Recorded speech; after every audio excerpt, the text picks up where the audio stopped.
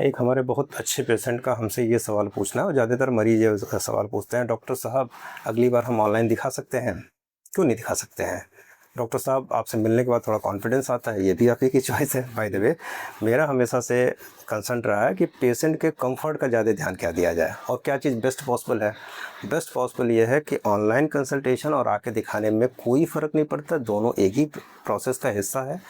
दूसरे नंबर पे फ़र्क तब पड़ता है जब हमें फिज़िकल एग्जामिनेशन करना हो। जैसे मान लीजिए, ये बाबू का नाम तो नहीं बताएंगे आपको, ये हमारे वेरिकोसील के पेशेंट हैं, और इन जब पिछली बार ये आए थे तो इनको बहुत ज़्यादा पेन और डिस्कम्फर्ट हो रहा था। अब धीरे धीरे वो प्रॉब्लम सॉल्व हो गई है, वो काफ़ी हद तक सॉल्व। अब कभी कभी होता है जी। अब सारी चीज़ें ठीक चल रही हैं। जब हम भी इस इलाज में रिपोर्ट के ऊपर डिपेंडेंट हैं, यानी कि 3 से 4 महीने बाद हम अल्ट्रासाउंड करवाएंगे। अल्ट्रासाउंड के रिपोर्ट में हम वेरिकोसील की कंडीशन देखना चाहेंगे, उसी के आधार पे आगे का ट्रीटमेंट चलेगा।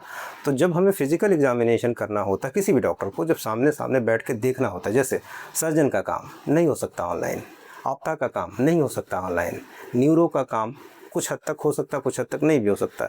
लेकिन जहाँ हमारे कंसल्टेशन की बात है, जब हम रिपोर्ट के ऊपर डिपेंडेंट है, कोई फ़र्क नहीं पड़ता आप जहाँ से भी। हाँ, फ़र्क इस बात का पड़ता है कि जो रिपोर्ट हमें चाहिए वो ऑथेंटिक चाहिए।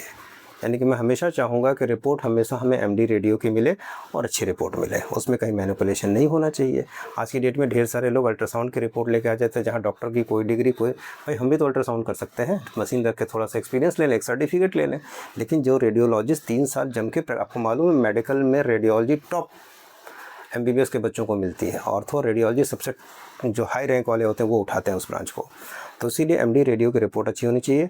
ऑनलाइन ऑफलाइन कंसल्टेशन में कोई फ़र्क नहीं पड़ता है। यदि सारी चीज़ें ठीक चल रही हैं तो आप घर पे बैठ के अपना कंसल्टेशन ले सकते हैं, और शायद इसी वजह से मेरी क्लिनिक में 90% कंसल्टेशन ऑनलाइन के हैं। कभी भी कोई भी फ़र्क नहीं पड़ता है। फ़र्क तब पड़ता है जब हमें इन्वेस्टिगेशन करवानी होती है, रिपोर्ट सही होनी चाहिए। यदि ऐसा है तो इस गर्मी की धूप में, चाहे मौसम की मार के बीच में, आपको परेशान होने की ज़रूरत नहीं है।